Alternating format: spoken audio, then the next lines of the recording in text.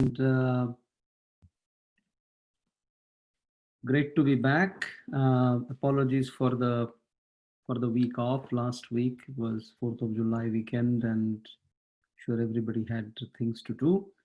So it's great to be back. Hopefully everybody is still safe, sound, staying well, and practicing social distancing, wearing masks in public, and generally staying healthy despite everything that is happening, unfortunately, in the country with the surge in coronavirus cases. So very sad to see that, and hopefully, as I said, we are continuing to keep safe. So let's get started. I can see that many of you are meditating very regularly, and that is wonderful to know. Please continue to do so. We very much, of course, encourage that. And today marks sort of, you know, the let's just say the final part of a cycle that we have been. And I will come to what it is that we want to do next shortly. But today, what we wanted to do was to uh, speak to just one topic, as we generally tend to do. We have been through this journey. We have spoken about the various energy centers or chakras and their correspondences. And last time around, I mean, basically, as we have gone up through the system, so to speak, and then last time around, we did speak about and engaged in a little bit of a conversation about the Sahasrara chakra, the last chakra, and then looked at its correspondences within the limbic system and see how the Sahasrara chakra and its qualities make sense within the context of the functions of the organs that make up within the brain the components of the limbic system. Today, what we are going to do is we are going to just have a little introduction to the founder of Sahaj Meditation. We have not had a chance to mention her and to be able to introduce her to you, if you will. Yes, most of you may have seen the website and may have read some bio about her, and that is, of course, the right way of going about it. For those of you who may not have had the opportunity to do so, wanted to take this time to introduce Shimataji to the audience, and of course, thereafter we'll get into our meditation sessions. So, the founder of Sahaj Meditation, or in many parts of the world, Sahaja Yoga, particularly in India, as it is called, and as it started also in many parts of the US. Sahaj meditation was started by Shri Mataji Nirmala Devi, and full name was, she was born in 21st of March 1923, the central part of India. At that time, India was part of the colonial empire, the British Empire, and she was born in the central part of India and in a family of illustrious scholars. Her father was a very renowned lawyer. Her mother was a mathematician. And this in the early 1920s when she was born, at a time in India when female literacy was not high on the cards, let alone somebody who was a double graduate, so to speak, from one of India's most renowned educational institutions in mathematics. And she trained actually with somebody who was a tripos in mathematics from Cambridge, who those people used to call wranglers, for those of you who are familiar with it. So Shrimataji trained as a mathematician under that kind of an individual. As I said, her father was indeed a scholar, and apart from being a lawyer, was well versed in multiple languages. She was born in a Christian family, and born in in circumstances that were very comfortable, as you can imagine. Father had a flourishing law practice, and then, as Mahatma Gandhi, the one of the leaders of the Indian freedom movement, until then was not that well known, but then through the 1920s and 30s, he became virtually the face of the Indian resistance movement, if you will, the non-violent movement that he kind of pioneered as part of the resistance movement. Shrimataji's parents became his acolytes, and they became his followers because of their sense of patriotism, nothing else. It was driven by the sense of patriotism, and they felt that this was the right path. And then they virtually renounced everything, all their the comforts of their day-to-day lives, the style and the grandeur in which, in a way, that they were used to living, and they became full-time freedom fighters, as we call them. And the family then suffered, as one might imagine, from very comfortable circumstances to relatively reduced circumstances. So Srimataji has elder brothers and also younger sisters, a fairly large family, as happened with Indian families during those times. And then Srimataji herself, at a very relatively young age, took to this resistance movement in India.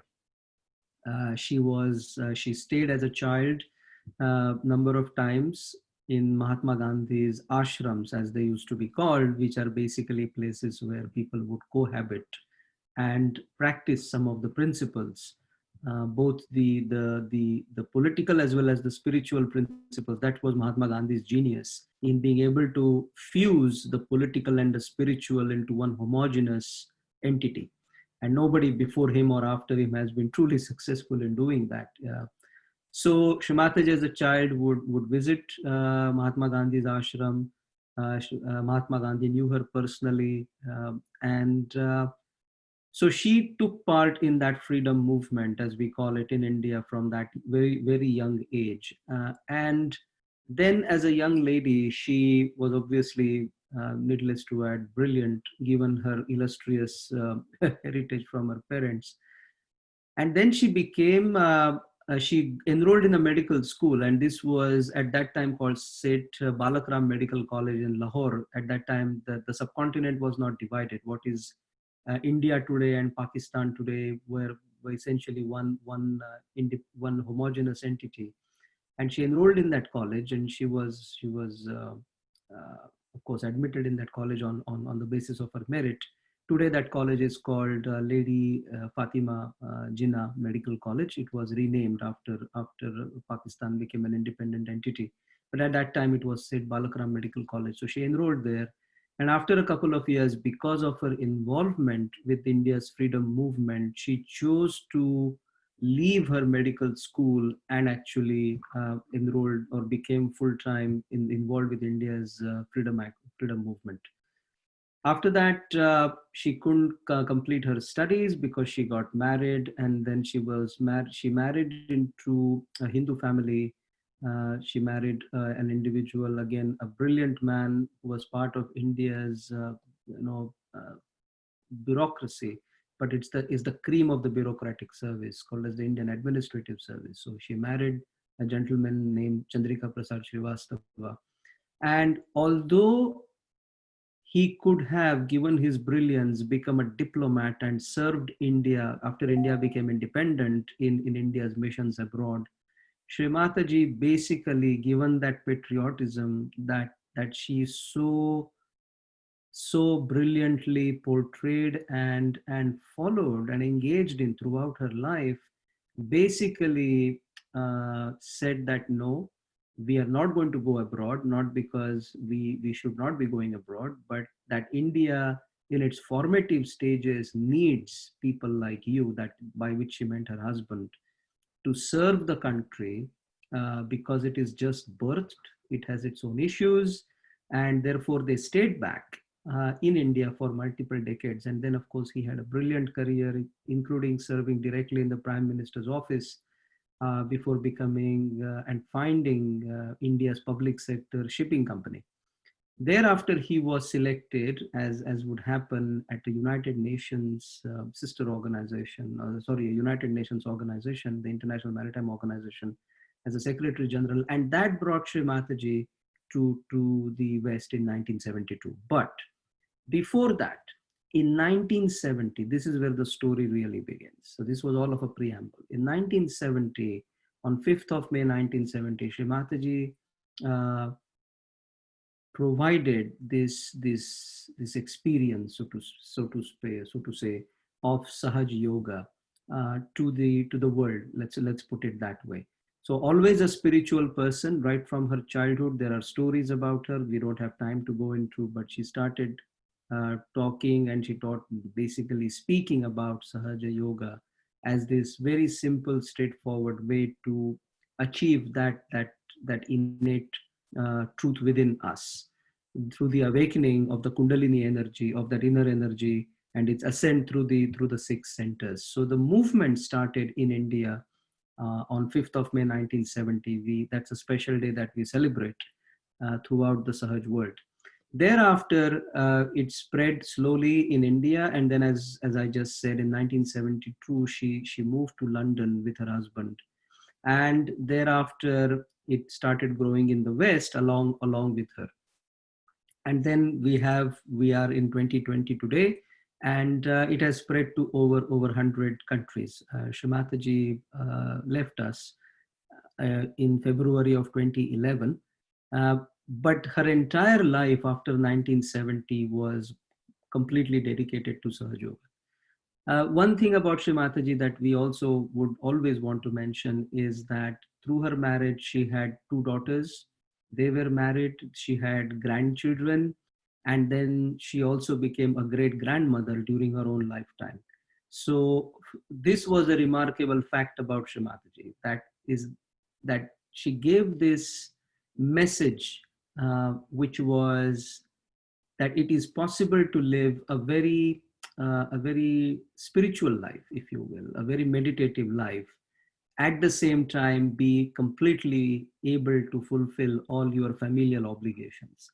And the reason why this is important is because spirituality in India, at least, where Sahaj has originated, has adhered to this norm that if you want to follow a spiritual life, generally it calls for a lot of renunciation, which is why throughout antiquity we have these instances of people leaving their families or not getting married and just dedicating themselves to spirituality, because you can't be bothered, if you will, bothered as in quotes, by being burdened by the responsibilities of everyday mundane life.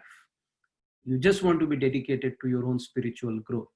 What Sri Mataji did was, through Sahaj Yoga, allowed normal householders, ordinary Joes and Janes like you and me and billions of us on the planet, the ability to realize that kernel of absolute truth within us by allowing, by finding, by introducing, by allowing to experience that inner energy within each one of us. And for that, her key message was that it lies within you, it is yours to achieve, it's yours to have. It doesn't matter what religion you belong to, what ethnicity you belong to, it is yours to have. And the second thing is, because it is yours by birthright, nobody can really charge you monies for it.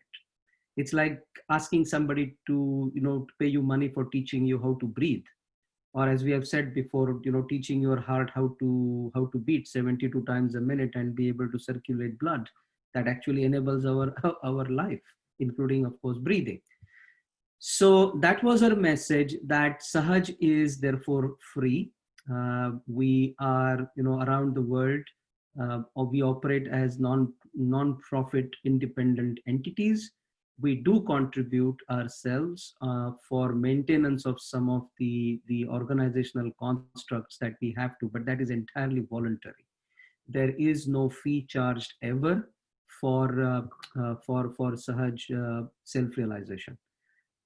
And that said, in the United States, we are a 501c3 registered. That's an IRS code for nonprofit entities. As a registered organization, we have a formal structure, but it is not hierarchical. In Sahaj, every human being is exactly the same, and that was her message. So that was Shri Mataji. One could speak about her at length, but in conclusion, we would only say that Sahaj is modeled entirely on her teachings, in that as somebody has done it for you, you have to do it for someone else, kind of a pass it on philosophy, if you will. And it is premised in this notion that all humans have an innate right to get their self-realization, that nothing should hold them back, that there can be no barriers to getting your self-realization, and just as you get it, you pass it on to others, which is why you find people like myself and other surge instructors, as well as people like Mariana, who are instructors, and there are literally hundreds and thousands of us around the world who do this. We get nothing out of it in terms of material benefits, but it is simply because there is a spiritual, uh, almost pass it on endeavor that we are a part of. So again, we cannot thank Shri Mataji enough for what she has given us, and just wanted to introduce her to you in these brief words, and you can find more information about her on Sahaj Online. So that was it from my side today. And Mariana, if we can, as always, play the video of the animation of the Kundalini awakening, the inner energy awakening, followed by the affirmations video, and then we will start our meditation. Thank you.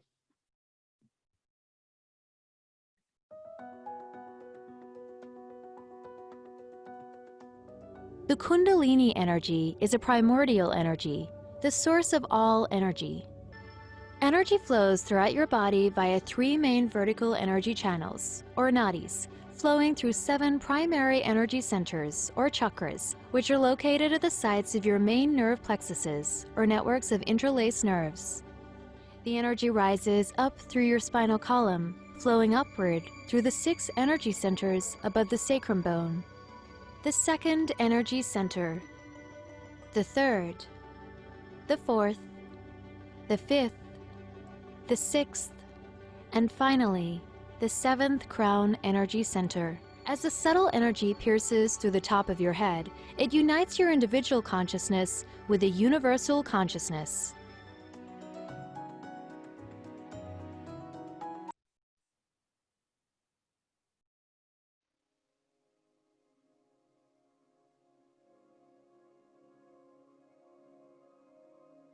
To begin, sit comfortably on a chair or on the ground, with your back straight and your hands on your lap, palms up. Close your eyes and relax. Then repeat each of the following affirmations until you feel peaceful and ready to move on. Ideally, you'll spend about 30 seconds on each of the affirmations, saying them slowly, genuinely feeling the desire and meaning they represent. First, place your right palm over your heart and quietly say, either to yourself or aloud, "Am I the Spirit?" Next, place your right palm on your lower left side, just above your hip, and say, "I want to have pure knowledge." Move your right palm up until it's just below your ribcage and say, "I am my own master." Place your right palm over your heart and say, "I am the Spirit." Place your right palm on your left shoulder where it meets your neck and say, "I am not guilty." In this moment, it's important to leave behind any regrets or feelings of guilt you've been holding on to throughout your life. Place your right palm across your forehead, lower your head slightly, and say, "I forgive everyone, including myself." In this moment, you must forgive, forget, and let go of painful events that have troubled you in the past. Finally, put your right palm on the crown of your head, with the center of your palm maintaining firm contact with your head. Now, rotate your hand slowly in a clockwise direction, and as you rotate your hand, say, "Please let me have my self-realization." Sit quietly for approximately 5 to 10 minutes, without trying, without effort. Notice the silence. Notice how your thoughts have calmed. If a thought does pop into your mind, simply let it rise and fall away. Should you find it difficult to raise your inner energy alone, help is always available on this website.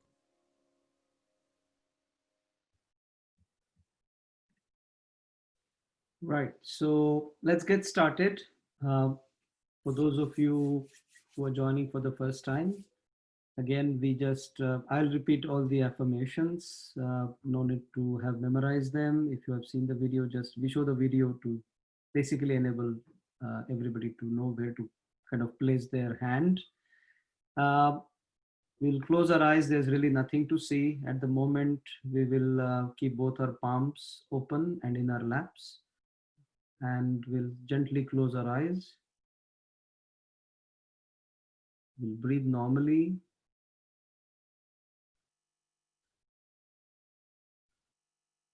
Let's take a couple of deep breaths and hold and let it go, just so that we are even more relaxed. So let's take a deep breath, hold it, let it go.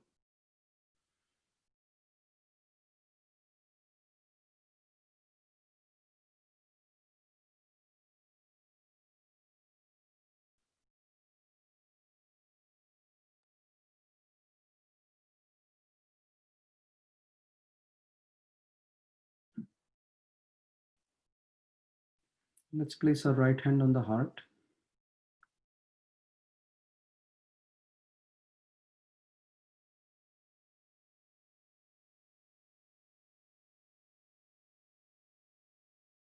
We ask ourselves this question: am I the spirit? Let's ask this question 3 times.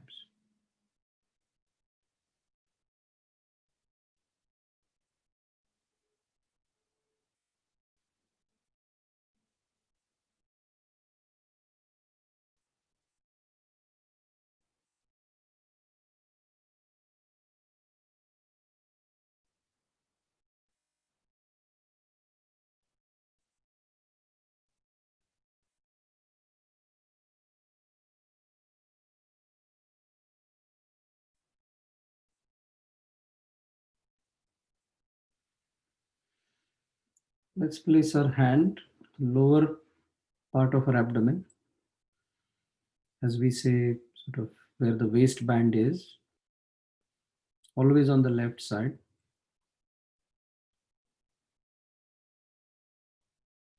And now for the second energy center, as you're all aware, we say the affirmation: I want to experience pure knowledge.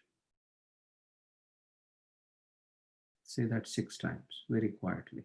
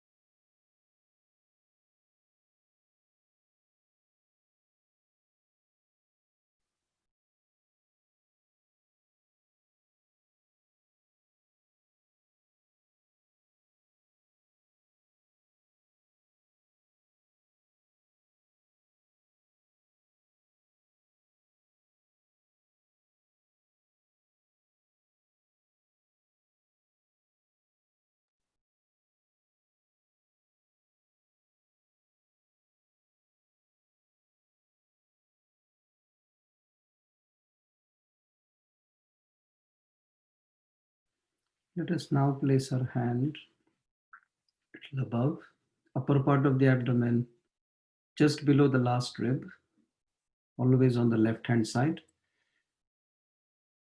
Now for the third energy center, we say the affirmation: I am my own master. Let's say that 10 times. I am my own master.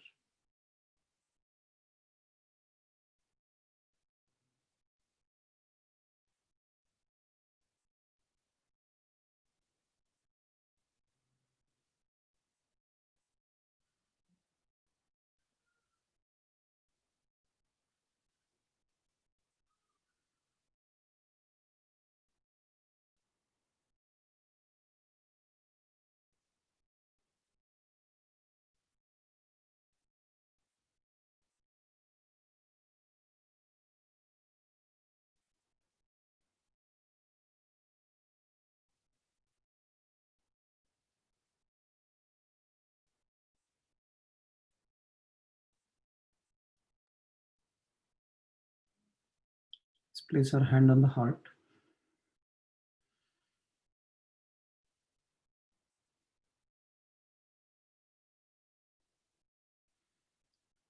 And now we say the affirmation 12 times very quietly.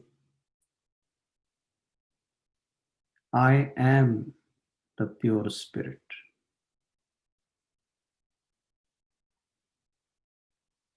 Very calmly, let's try to draw our attention inside. Many of you have been meditating, as you say, regularly, so this should be relatively easy now. I am the pure spirit.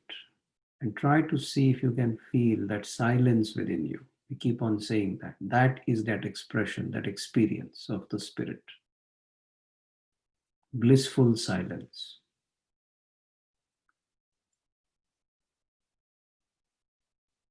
That sense of peace.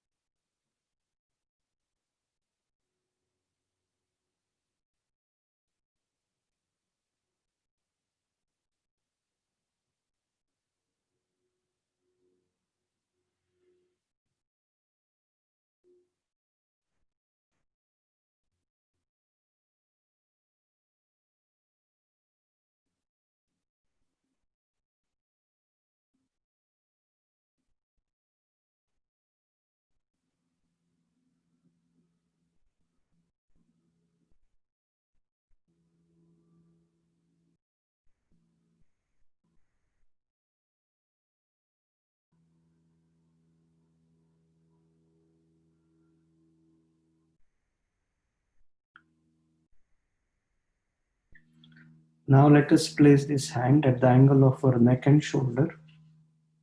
Turn our head slightly to the right side. And we say the affirmation, I am not guilty. Let's say that 16 times. I am not guilty.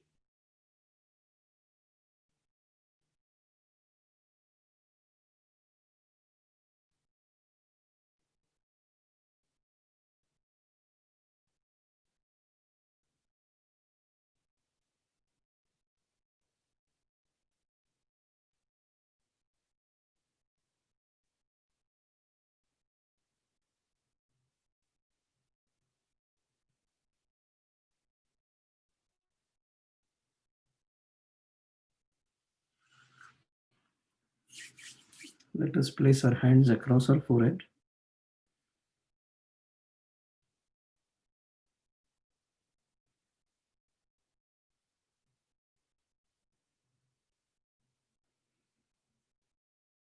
Let us bend our head forward just a bit. We say the most important affirmation for the sixth energy center 3 times. I forgive everyone, including myself.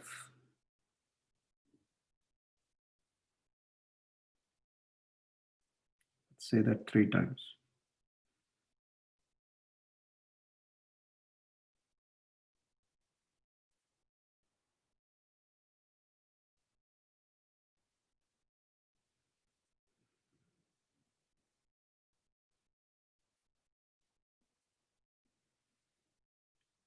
Finally, let's keep our head bent forward. Place our palm on the crown of our head, center of our palm touching the crown, also known as the fontanelle area. Gently start moving our palm in a clockwise fashion, making sure maybe a little bit that our scalp also rotates in a clockwise fashion. It's like massaging it. And now, keeping our attention at that point, we say the final and most important affirmation. I want to experience my self realization. Say that 7 times. I want to experience my self realization.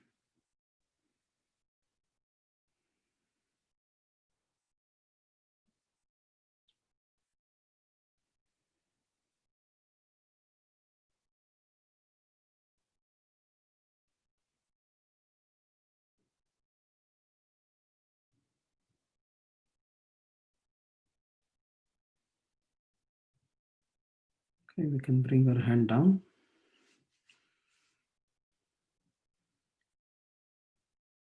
Let's not open our eyes. In fact, now is the time when we really meditate.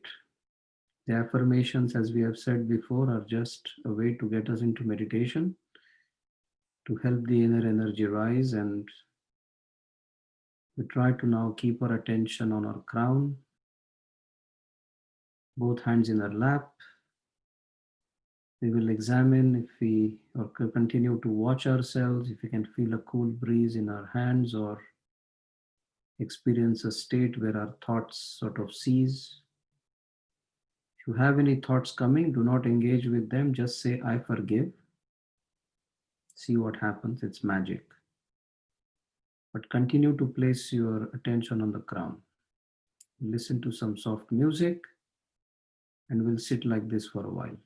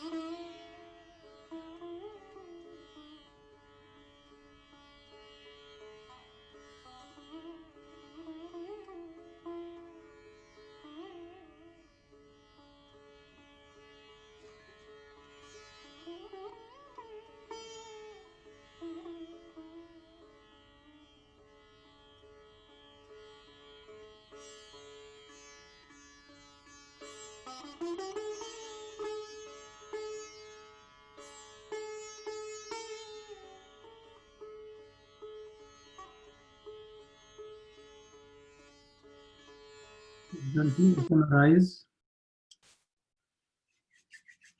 Don't know about you, but I was thoroughly enjoying. We generally stop at one point because to see if there are any questions if you have. Otherwise, we'll continue with our meditation. Please type your questions if you have any in the chat box.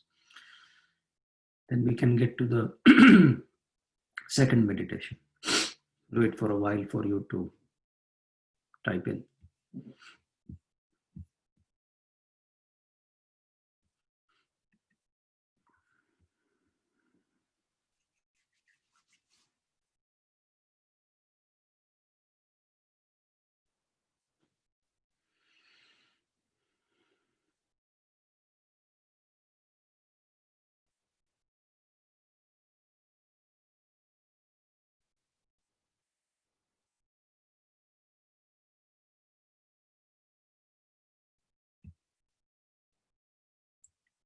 Do you have any questions, Mariana? No, it doesn't seem like we do have any. All right, we'll give it another maybe half a minute or so, and then still we don't have any questions. We'll get to the next part.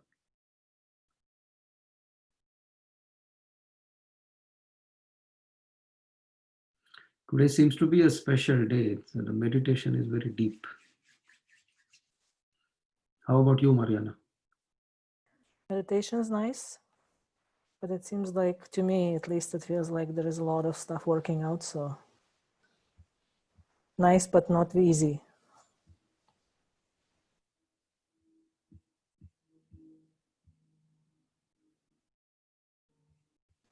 Though this might be where we live.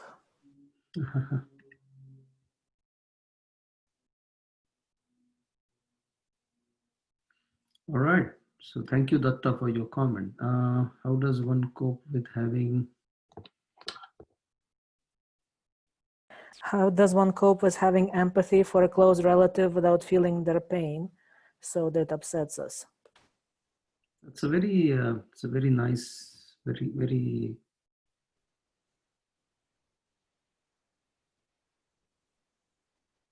Yeah, it's kind of difficult to have uh, to feel that without actually feeling the pain. It's a challenge. Will not pretend to say that we have an answer to it. This is how at least somebody like myself I try to do it. Is that whenever I face this kind of a situation, I surrender to that inner energy within me, and basically because I know that that energy that resides within me also resides within my relative as or a friend or whoever that person might be, and within that context I say that uh, that inner energy help that individual. That's my prayer, if you will, that inner energy within that individual uh, help that individual to uh, be able to deal with whatever issue it is, whether it is physical pain or emotional pain or any other kind of pain. That is how I empathize. That is how most Sahajogis who practice Sahaj empathize, is that while you are not therefore able to feel the pain, but at the same time, you're probably doing what is best for that individual, is that you are allowing that individual's inner energy, so to speak, to be able to help that person deal with that problem. So that's how at least I do it. That's how I'm sure everybody in Sahaj tries to do it. And please try doing it if you feel that that is useful for you. And something tells me, at least based on experience of many years of doing this, that it will be useful, that it is the inner energy within us that really knows how to deal with individual level problems. It is that part of us that knows us the best than even we do ourselves. So that probably is the only helpful tip that we can ever provide to anybody. And yeah, that would be that. But try. I mean, it's only through experience that you will realize or be able to feel the greatness of it or the beauty of it. And then you can really help someone without having to sort of be attached or feel empathy without feeling the pain, if you will. So hopefully that helps. I don't know if you have any more questions. It doesn't look like it. So let's get to the second part, which we always do. And that is, with this time again, we will have the meditation, but just with the three affirmations. You know which ones: the one for the heart, the one for the sixth energy center, and again one for the top. So let's do it. Let's close our eyes again.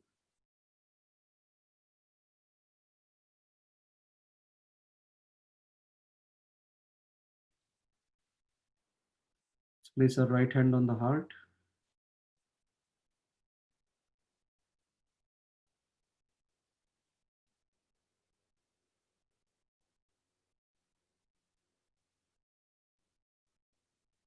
And now, with that level of confidence and ability to draw our attention inside, very quietly we say, I am the pure spirit. Now try to feel that peace within. See if you can feel it. Say the affirmation. It doesn't matter now whether it is 10 times, 12 times, or even once. Most important thing is, are you able to feel that peace within? I am the pure spirit.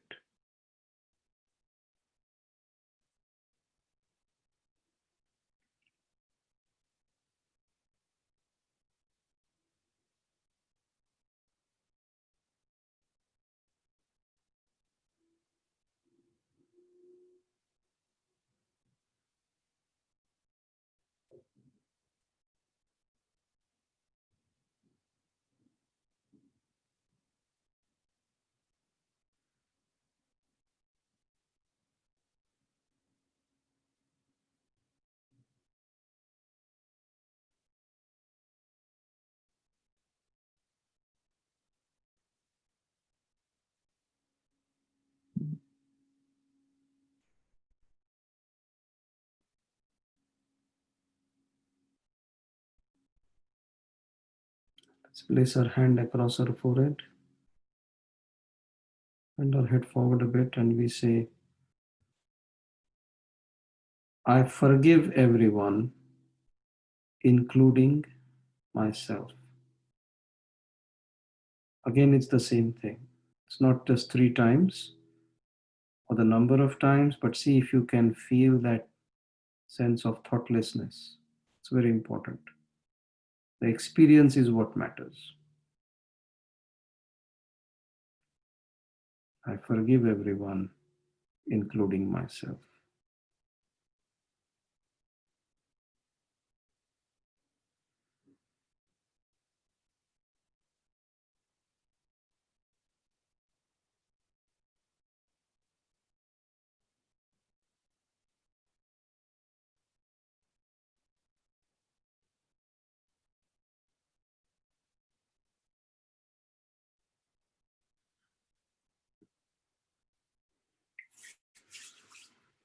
Now place our hand on the crown. Keep our head bent forward. Center of our palm touches the crown. Gently rotate it in a clockwise fashion. This time should be easier to keep our attention on the crown at that point where the palm's touching it, and say, I want to experience my self-realization. Once again, not important how many times you say it. Be able to feel that sense of peace and tranquility and joy. That's the manifestation of self-realization.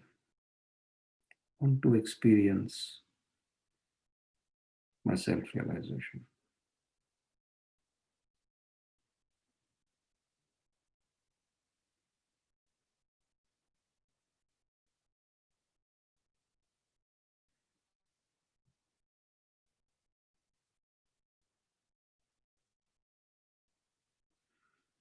Bring your hand down. Both hands once again. your lap, palms facing upwards. Attention on the crown.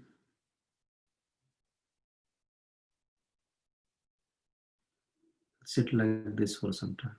Some music in the background.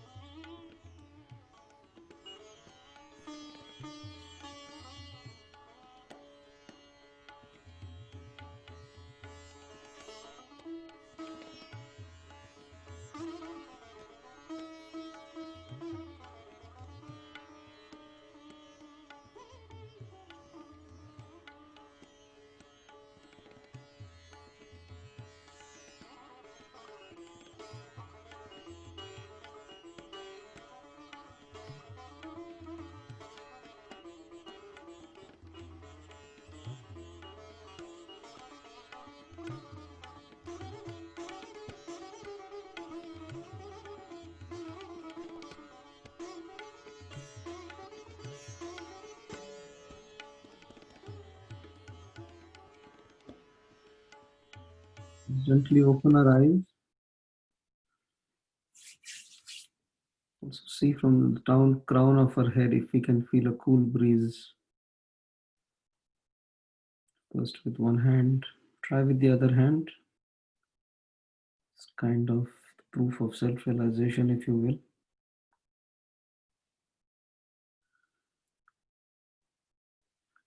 Also, if you have experienced in your fingertips.